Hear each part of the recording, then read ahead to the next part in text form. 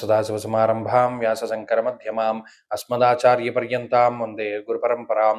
జ్యోతిష్ శాస్త్రాన్ని భావితరాల వారికి ప్రసాదించిన ఋషుల యొక్క పాదపద్మాలకి నమస్కారం చేసుకుంటూ, అలాగే నాకు ఈ జ్యోతిష విద్యను నేర్పిన గురువర్యులు జ్యోతిష బ్రహ్మ కీర్తిశేషులు శ్రీ ఈరంకి సూర్యనారాయణమూర్తి గారు, సూర్యశ్రీ దైవజ్ఞ గారి యొక్క పాదపద్మాలకి నమస్కారం చేసుకుంటూ, ఓం శ్రీ మహాగణాధిపతి నమః, శ్రీ గురుభ్యో నమః, హరి ఓం. వీక్షకులందరికీ నమస్కారం. మిథున రాశి వారికి ఈ వారం చాలా అనుకూలమైనటువంటి ఫలితాలు ఉన్నాయి. గత వారంతో పోల్చుకుంటే గ్రహస్థితి ఈ వారం చాలా అనుకూలంగా ఉన్నది. లాభస్థానమందు రవిగ్రహం కుజగ్రహాల యొక్క యుతి, దీనితో పాటుగా రాస్యాధిపతి బుధుడు కూడా యోగించడం అనేటువంటిది ఒక శుభ పరిణామంగా చెప్పచ్చు. అర్ధంచ స్వకులాచార గృహలాభ సుభోజనం అన్నారు. అంటే గోచార ఫలితాల్లో లాభస్థానమందు రవికుజులకి విశేషమైన ప్రాముఖ్యతని ఇచ్చారు.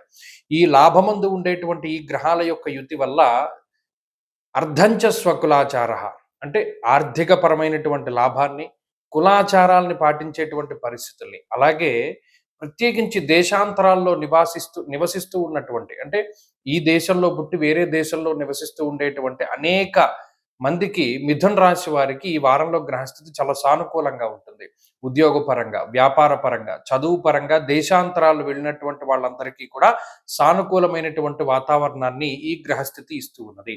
అలాగే మిథున రాశిలో ఉన్నటువంటి వారికి ఆగిపోయినటువంటి ధనము, అంటే ఎక్కడైనా స్ట్రక్ అయిపోయినటువంటి డబ్బు కానీ, లేదా నష్టపోయినటువంటి ధనాన్ని తిరిగి సంపాదించుకునేటువంటి పరిస్థితుల్లో వాటికి ఎక్కువగా ఈ గ్రహస్థితి కృషి చేస్తూ ఉంటుంది.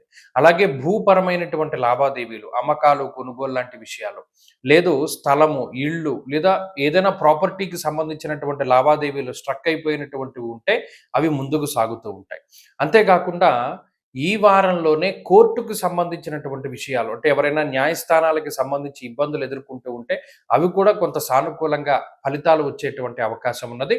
ఏదైనా మిథున రాశి వారికి గ్రహస్థితి చాలా యోగ్యమైనటువంటి ఫలితాన్ని ఇస్తూ ఉన్నది.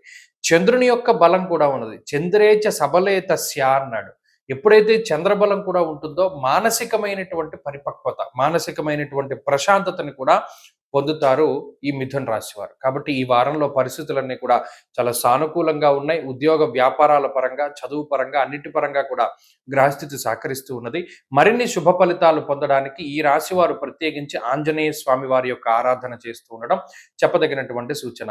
ప్రతిరోజు ఉదయం లేవగానే సూర్యుడికి ఒక ప్రత్యేకమైన నమస్కారం చేసుకోండి. గ్రహదోషాలన్నీ కూడా తొలగిపోతాయి. ఈ వారంలో కలిసొచ్చేటువంటి రోజు బుధవారంగా చెప్పవచ్చును. అదృష్ట సంఖ్య 2, అదృష్ట వర్ణము ఆకుపచ్చ. తదుపరి కర్కాటక రాశి.